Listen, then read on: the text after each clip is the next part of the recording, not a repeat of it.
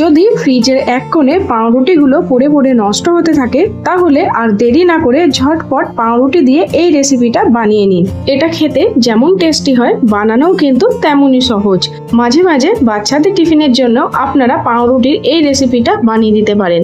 বাচ্চা থেকে বড় সবারই কিন্তু এই রেসিপিটা খেতে খুবই ভালো লাগবে। পাউরুটি দিয়ে বানানো একই রকম রেসিপি না খেয়ে আপনারা কিন্তু একদিন এই চিলি ব্রেড রেসিপিটা ট্রাই করতে পারেন। ব্রেকফাস্টে হোক অথবা সন্ধেবেলায় কিছু ফুচকাচ খেতে মন গেলে আপনারা কিন্তু এই চিলি ব্রেডটা বানিয়ে নিতে পারবেন। তো চলুন আর দেরি না করে ঝটপট চিলি ব্রেডের রেসিপিটা দেখে নেওয়া যাক। চিলি ব্রেড বানানোর জন্য আমি এখানে 4 পিস মতো পাউরুটি নিয়েছি আর এই পাউরুটিগুলো ছোট ছোট আকারে কেটে নিতে হবে। এই 4 পিস পাউরুটি দিয়ে আপনারা কিন্তু একজনের জন্য বেশ অনেকটাই চিলি ব্রেড বানিয়ে নিতে পারবেন। আমি এখানে একজনের জন্য বানাচ্ছি তাই 4 পিস মতো পাউরুটি নিয়েছি। আপনারা বেশি জনের জন্য বানালে পাউরুটির পরিমাণটাও একটু বেশি পরিমাণে নেবেন।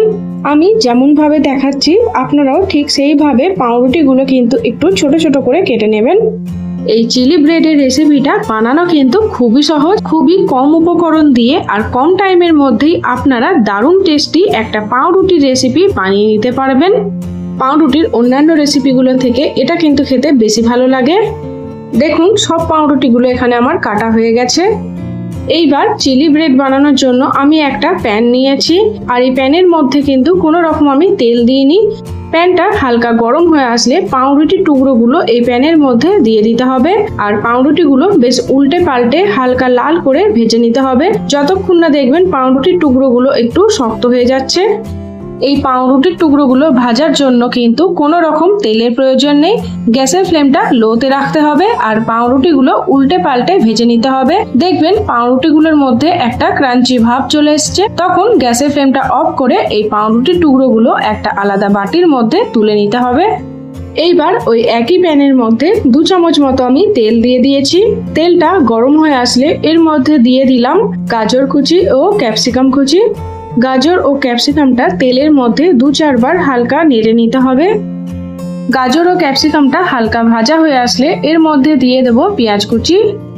গাজর ও ক্যাপসিকামের সাথে পেঁয়াজটাও হালকা নেড়ে চেড়ে ভেজে নিতে হবে। এই সবজিগুলো কিন্তু খুব বেশি লাল করে ভাজার প্রয়োজন নেই আর এগুলো ভাজার সময় কিন্তু কোনো রকম নুন দেওয়া যাবে না, তাহলে সবজিগুলো নরম হয়ে যেতে পারে। হালকা ক্রাঞ্চি ভাব থাকতে হবে সবজিগুলোর মধ্যে। সবজিগুলো ভাজা হয়ে গেলে এর মধ্যে দিয়ে দেব 2 চামচ মতো টমেটো সস, 1 চামচ মতো গ্রিন চিলি সস আর 1/2 চামচ মতো শেজওয়ান সস, সামান্য পরিমাণে চিনি, স্বাদ মতো নুন, 1/2 চামচ মতো কাশ্মীরি লঙ্কার গুঁড়ো আর 1/2 চামচ মতো ম্যাগি মশলা। এবার এই মশলা ও সসগুলো সবজির সাথে খুব ভালো করে নেড়ে চেড়ে মিশিয়ে নিতে হবে আর গ্যাসের ফ্লেমটা অবশ্যই এই সময় লোতে রাখবেন, না হলে মশলাগুলো পুড়ে যেতে পারে, তাহলে এই চিলি ব্রেডটা খেতে ভালো লাগবে না।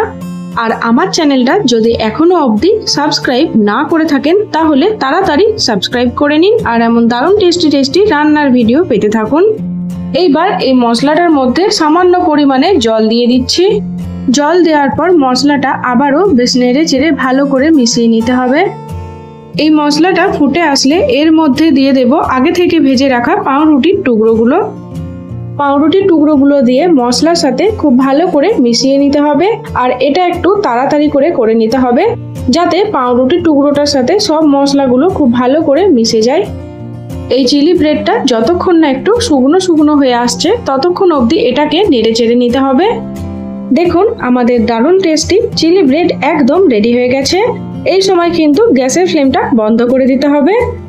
এইবার ওপর থেকে দিয়ে দিলাম 1/2 চামচ মতো অরিগ্যানো আর সামান্য পরিমাণে সাদা তিল ছড়িয়ে দিচ্ছি। অরিগ্যানো আর তিলটা চিলি ব্রেডের সঙ্গে ভালো করে মিশিয়ে নিচ্ছি। গরম গরম আর দারুণ টেস্টি এই চিলি ব্রেডগুলো খেতে কিন্তু খুবই দুর্দান্ত লাগে। আপনারা যদি এখনো অবধি বানিয়ে না থাকেন তাহলে অবশ্যই একবার এই চিলি ব্রেডের রেসিপিটা ট্রাই করবেন। এইবার একটা প্লেটের মধ্যে এই চিলি ব্রেডটা আমি পরিবেশন করে নিচ্ছি। এইবার সন্ধ্যেবেলায় যখনই টুকটাক কিছু খেতে মন যাবে তখন কিন্তু আপনারা ঝটপট করে এই চিলি ব্রেডটা বানিয়ে নিতে পারবেন। মাঝে মধ্যে বাচ্চাদের টিফিন বক্সেও এই চিলি ব্রেডের রেসিপিটা দেওয়াই যেতে পারে। ওপর থেকে আরো কিছুটা পরিমাণে সাদা তিল ছড়িয়ে দিচ্ছি। এটা দেওয়ার ফলে চিলি ব্রেডটা বেশ সুন্দর দেখতে লাগবে। দেখুন চিলি ব্রেডটা দেখেই বুঝতে পারছেন যে এটা কতটা লোভনীয় হয়েছে, আর খেতেও কিন্তু খুবই ভালো লাগে।